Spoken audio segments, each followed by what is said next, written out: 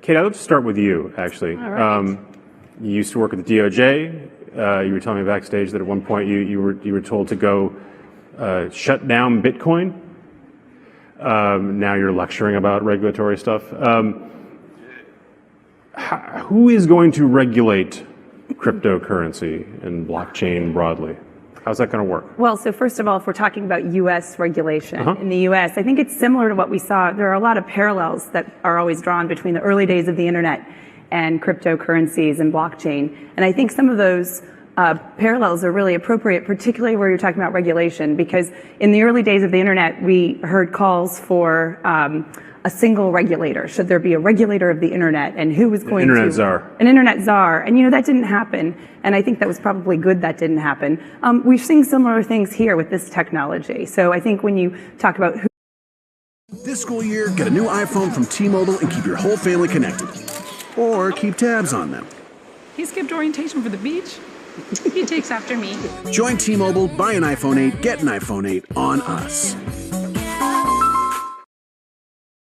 Who's going to regulate in the U.S.? The answer is the same that we see with the internet. You have myriad agencies. You've got DOJ, SEC, CFTC. I won't bore you with the rest of the alphabet soup, but similarly, we saw that with the internet. So no one answer, Peter. But is it something where there's going to end up being a decree from one of these agencies? And there is a telecom law that effectively sort of regulates a lot of the internet, and over the years we sort of litigated that. You're going to see something like that, or some other way of figuring this stuff out? I think what you're referring to is the Communications Decency Act, Section 230, but even that didn't come in immediately when we were all using the internet, right? That took several years. It was passed in 1996.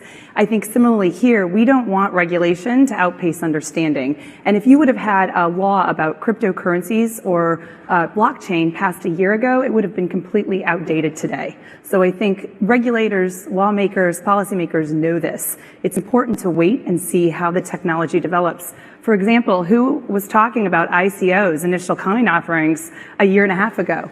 We wouldn't have, if we had had a crypto law passed, it wouldn't have covered that. So I don't think we'll see a uniform law on crypto or regulation on crypto. What we'll see instead, I predict, we'll see a series of enforcement actions for some of the worst actors in the space from a variety of different agencies.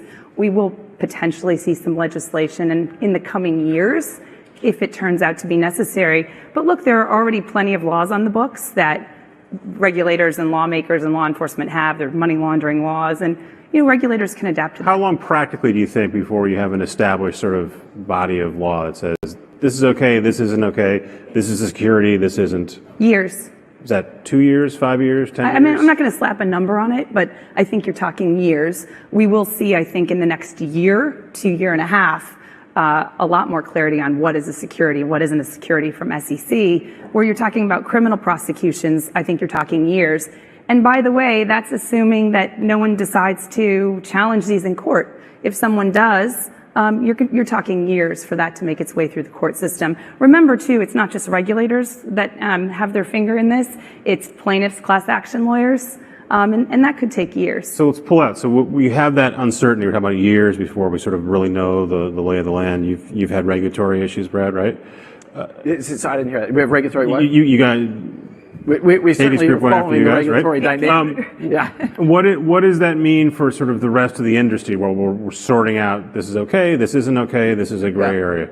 Well, so I would agree with what Katie's describing. I think we kind of have had a big bang moment. Earlier today, Mary Meeker described the iPhone as a big bang moment. I think blockchain broadly is a big bang moment, and I think you do have regulatory bodies trying to figure out, okay, what does that mean? And I agree with Katie that there are some areas where it's very clear. Some in the crypto community, I think, have kind of argued, well, no, they come from very anarchistic, disruptive, down with the man, down with the government. And I think, look, that's, I think, naive in terms of maturing the business to solve real problems for real customers. And so I think that the regulatory engagement is appropriate. I think the questions that are being asked, sometimes it is clear. We need to follow rules around money laundering and what's called KYC, or know your customer. And those that are trying to circumvent that, I think that will be short-lived. So is there money sitting on the sideline? Are there money, are there projects, are there things that aren't happening yet that will happen once we've gotten a go signal? I think that From my point of view, Peter, there is a very vast application for the technology underlying Bitcoin, the distributed ledger technology. And on the one hand, we'll deal with the regulation around currencies, tokens, crypto, and I think that will just continue to expand for all of us. But the use cases really around Bitcoin are more like an operating system for trust, because you have permissioned capability, you have the fact that it's transparent, it's trackable, there's provenance, and as the technology matures and we can do it fast and safely, we'll see all sorts of use cases emerge.